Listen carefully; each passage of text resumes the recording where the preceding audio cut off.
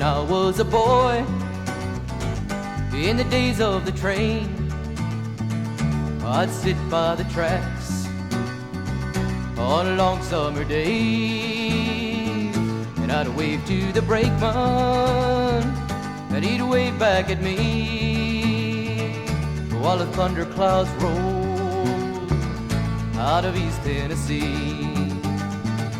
But the dreams of a boy disappear when you're grown, and though I may dream, the railroads are gone, the ties they are rotted, and the track shot to hell, along with my dreams and the old railroad bell. In my dreams I'd ride the rails to California, working diners and farms along the way, or I'd hop a ride to hide across the border, with a black-eyed girl beside me all the way. But now the mountains are silent, and the railroads are gone, and the coal towns no longer hear the miners at dawn. We are in South Dakota today, and what you see are the waters of the farms, the plains of this beautiful state. We're at a very lonely place here, and what you see right here, this hump that I'm walking, is the last remains of what was a railway bed back in the 1800s, and this is where the old 106 would run, keep its schedule.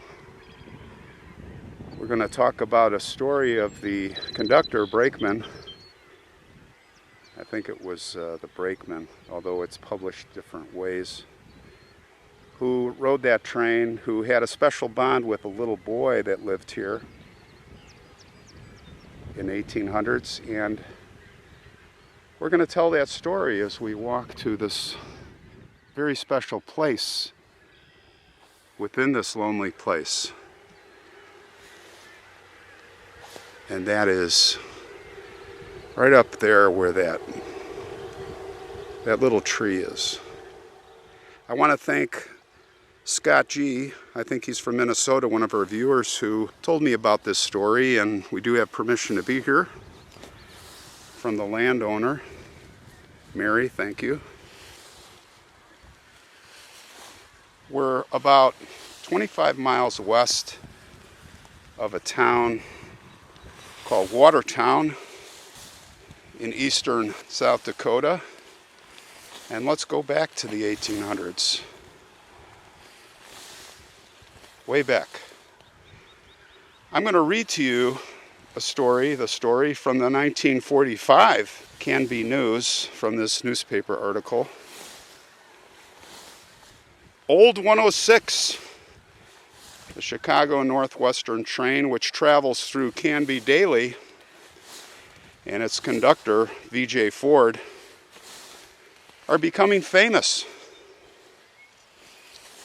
On Memorial Day, the Minneapolis Star-Journal carried a feature about conductor Ford and his train, which has been republished in hundreds of papers since. And the story is as follows. Redfield, South Dakota, UP. Passengers were curious today when Old 106 Chicago Northwestern train stopped at a lonely spot 2 miles west of Elrod, South Dakota. They wondered still more when conductor V.K. Ford stepped from a coach. He walked over to an embankment and he placed a wreath of flowers on a little mound marked by a simple stone cross.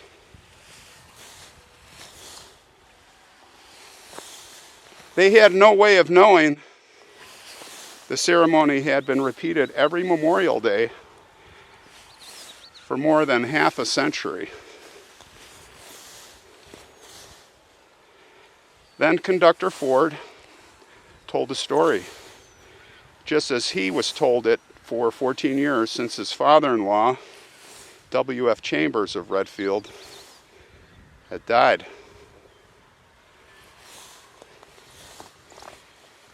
55 years ago, Chambers was a conductor of Old 106. And one day, while he was standing on the rear platform looking out over the lonely prairie side, then being settled by a vanguard of pioneers, Chambers saw a little boy with windblown hair on top of an embankment, eagerly waving. Chambers waved back, and thereby struck up a strange friendship which lasted for 2 years. Every day, Chambers and the boy exchanged salutes. And then one day, the familiar figure was missing.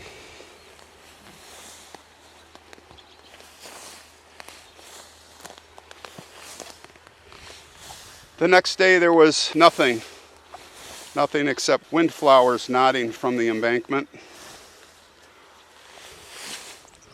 A week passed. Then Chambers ordered the train stopped so he could investigate. He walked over to a weather-beaten tar-papered shack. It was empty. On his way back to the train, he saw a mound on the right-of-way, exactly on the spot where the boy had stood each day and waved. Later, he learned that the boy had died, and the grief-stricken parents had gone back east. He never knew their names, but the father had told folks in Watertown that the boy had one last request, which was, he said, "Please, Mommy, bury me out there where the man waves to me from the train." So, for 50 years thereafter, Chambers ordered that the train be stopped at the graveside each Memorial Day so he could tender a tribute to this little boy, a tribute of flowers. When he died 14 years ago, he requested the tradition be carried on. And that's why Old 106 stopped 2 miles west of Elrod today.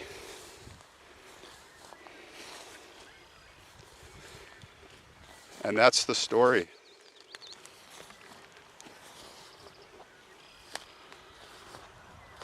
Up ahead is his grave. And it was literally feet away from the railroad. Feet away. Now the people here, I know Mary's parents, they tended to this grave. The tradition carries on. The Rotary Club, the people, they come here every Memorial Day and they have a ceremony for the little boy who has since been called Little Fellow. Nobody knows his name.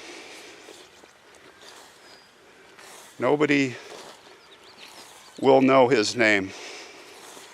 Lost to the sands of time. Let's pay our respects to the little friend here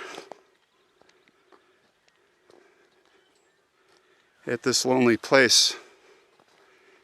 It was about a 3/4 of a mile hike from the highway.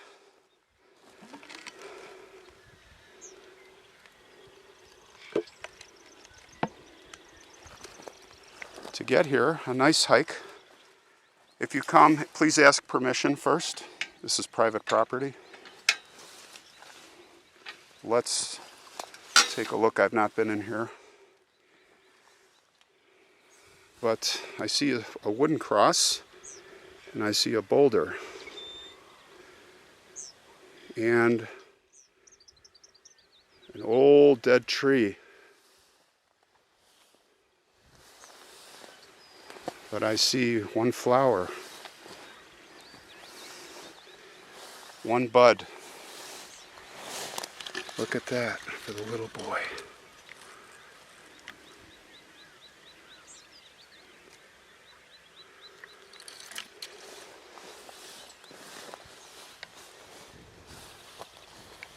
Ah, there is a gravestone.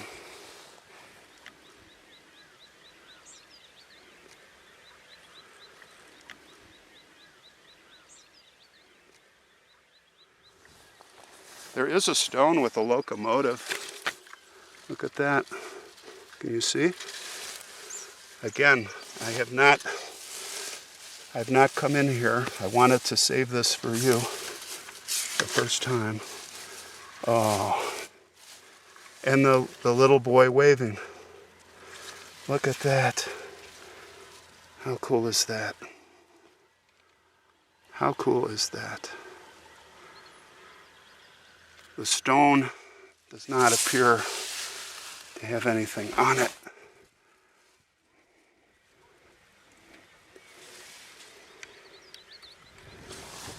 Well, what was his name? What did he look like? What was their story? Why did the family come here? They lived in that little tar paper shack. They were pioneers.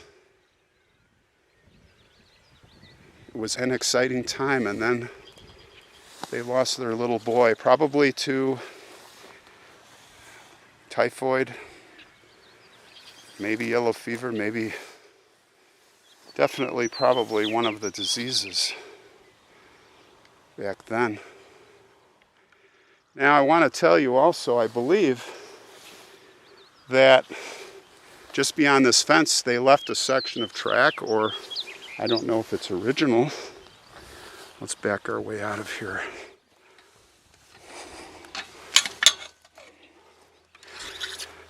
A couple of railroad spikes.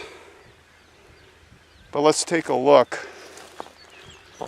Let's take a look and see if it's still here. Under the grass, maybe. But yeah, you can see.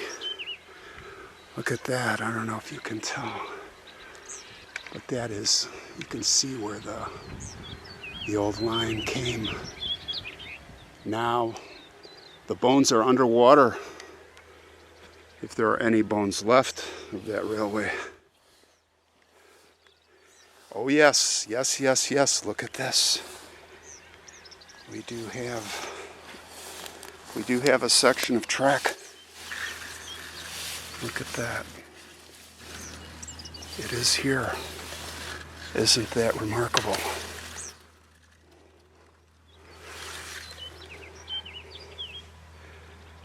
And you can see it running with the railroad ties here.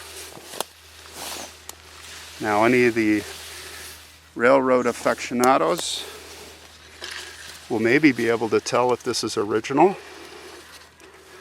I don't know, but I'll give you a close-up here of the spike.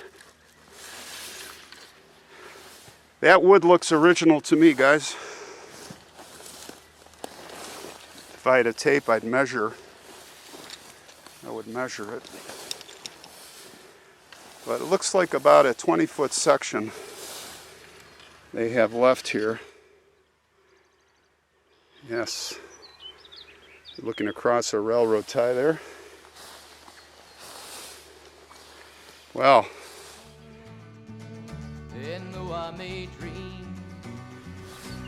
What a heartbreaking story, and this boy is still being remembered.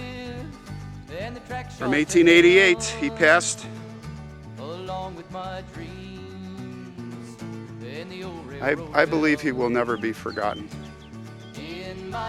Only God knows his name.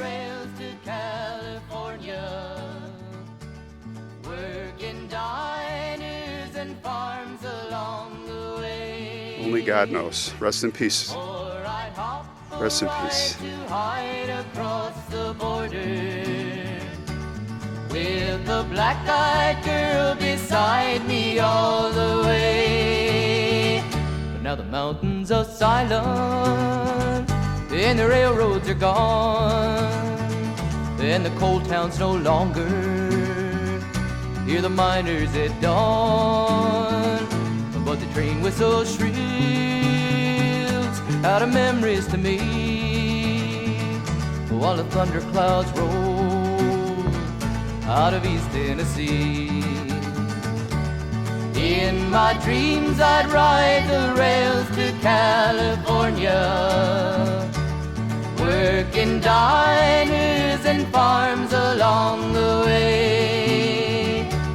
Or I'd hop a ride to hide across the border, with the black-eyed girl beside me all the way. But now the mountains are silent, and the railroads are gone, and the coal towns no longer hear the miners at dawn. But the train whistle shrills out of memories to me,